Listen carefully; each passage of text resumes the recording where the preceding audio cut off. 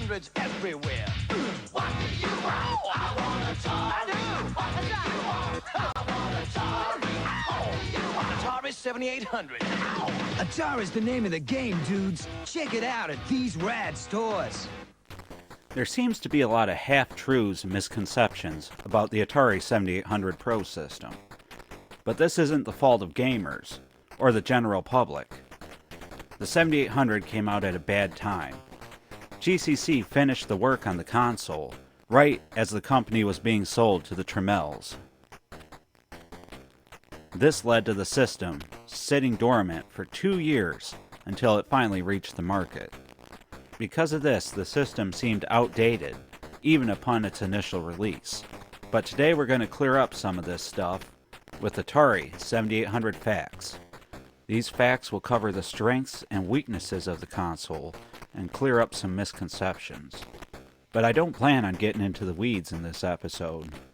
We're going to keep things at the top of the 7800 iceberg, and in later episodes, we're going to dig deeper. But for now, let's look into the strengths and weaknesses of the Atari 7800.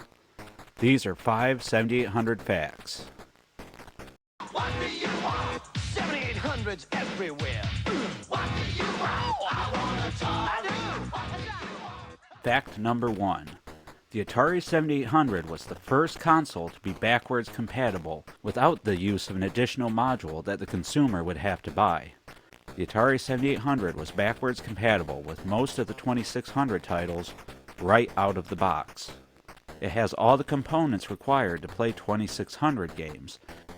Some chips on the console pulled double duty, such as the television interface adapter, which also provided the sound for 7800 games. This was to cover a major complaint that the 7800's predecessor had, the 5200, that it wasn't backwards compatible. Consumers were not yet familiar with upgrading game consoles and weren't ready to get rid of their library of existing games. So the idea of keeping what they already had and building upon it was huge for consumers at the time. The 7800 was able to be backwards compatible by checking every cart for a piece of code that would tell it whether to give access to the full bevy of 7800 features or to only allow access to the 2600 features. And that's actually a good segue into our second fact. What do you want? 7800s everywhere. What do you want? I want Atari. I do. What do you... A byproduct of having this key meant that Atari could choose who produced and developed software for the console. This allowed it to do something similar to the NES lockout chip, forcing developers to come to Atari for the rights to produce software for the console. Now, many initially think that this is a weakness, but it allowed Atari to do something that it had wanted to do since overnight developers started popping up and putting out lackluster software, not to mention the adult titles that have become notorious over the years on the 2600. These adult titles and the shovelware that was being pushed out overnight was really embarrassing for Atari. And along with things like E.T. and the original Pac-Man port, these lackluster games contributed to the American video game crash. By having a say in who could develop and create software for the system, Atari could essentially have their own seal of quality. Unfortunately, during the Tremel era, quality seemed to take a step back. And while this did help still to keep unwanted developers off the system, it didn't help improve quality much. Of course, by the time the 7800 actually hit shelves, it didn't matter much, and that's because of our third fact. What do you want? 7800s everywhere. What do you want? I want Atari. I do. What do you... Fact number 3. Atari had a difficult time licensing software for the 7800. Nintendo scooped up all the hot arcade software, and any game that was released on the NES had a forced exclusivity to it that would not allow it to appear on other consoles. Legality aside, this was a brilliant move on Nintendo's part. It kept these great games on the NES and the NES alone. Because of that, Michael Katz, who at the time was running the video game division of Atari, had to get creative in how he got software for the system. He leveraged past relationships that he had formed from Epics to get great computer titles onto the system, even if the ports didn't turn out all that great. This included games like Impossible Mission, Winter and Summer Games, Tower Toppler, Karateka, One-on-One Basketball, Choplifter, and so many more. But still, the library suffered as games trickled out for the system. In the end, only 59 games came out for the system during its retail life. What do you want? 7800s everywhere. What do you want? I want a Atari. I do. Remember when I told you about the TIA, or the television interface adapter, and how it was pulling double duty for the console? Because of that, this fact is actually a hindrance to the console. The TIA was meant to talk to the television, but it was used exclusively for sound in 7800 games, and while you could get some good sound out of it, it was clearly dated by the time the 7800 hit the market. Originally, there was a plan to provide the 7800 with better sound, and if GCC had been involved in the console longer, they would have produced what was called the Gumby chip. The Gumby chip was a cute play on words. You see, Atari already developed the Pokey chip for the 5200 and their line of 8-bit computers. Because they named their chip Pokey, GCC decided to name their chip Gumby. Get it? Pokey and Gumby? Anyway, GCC loved their puns.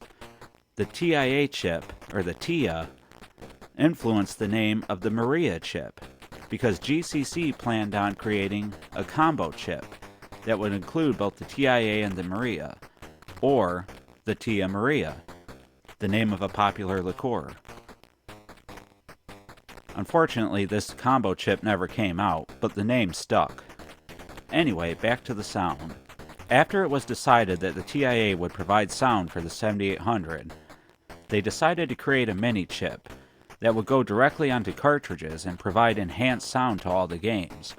And best of all, it would only add $5 or less to each cartridge. Now, I don't know about you, but I would have gladly paid $5 for better sound. Unfortunately, this never came to pass. But if it had, maybe 7800 games wouldn't have the reputation that they have. The reputation for horrible sound. What do you want? 7800s everywhere. What do you want? I want a Atari. I do. Before we get to the final fact, if you've learned anything new from this video, then please subscribe. Subscribing to the channel does more than you'll ever know. And chances are, if you've made it this far into the video, you'd be interested in some more of my content. So please, subscribe. Final fact time, guys. GCC took huge strides to ensure that the Maria was a massive leap over what had come previously, and it could actually contend fairly well with what the NES could do. The NES was stronger in some ways, but the 7800 had its strengths, particularly in the sprite department. The Maria chip was a sprite-pushing beast.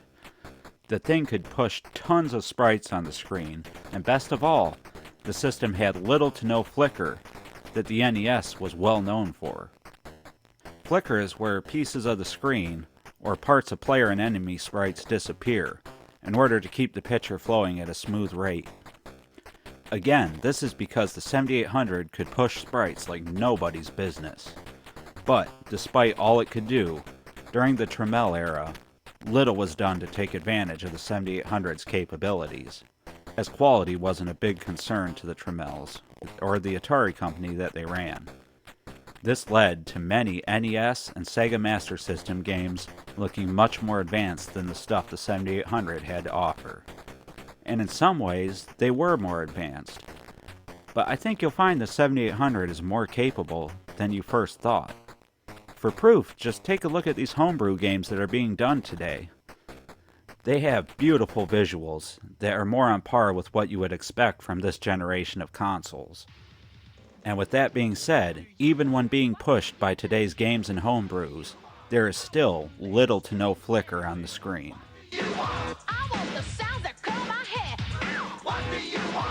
Well, that's it for today, guys. I hope you enjoyed the facts. of the Atari 7800. Do you have some spiffy facts to spew? Well, do so in the comments below. Take care, and I hope to see you in the next one.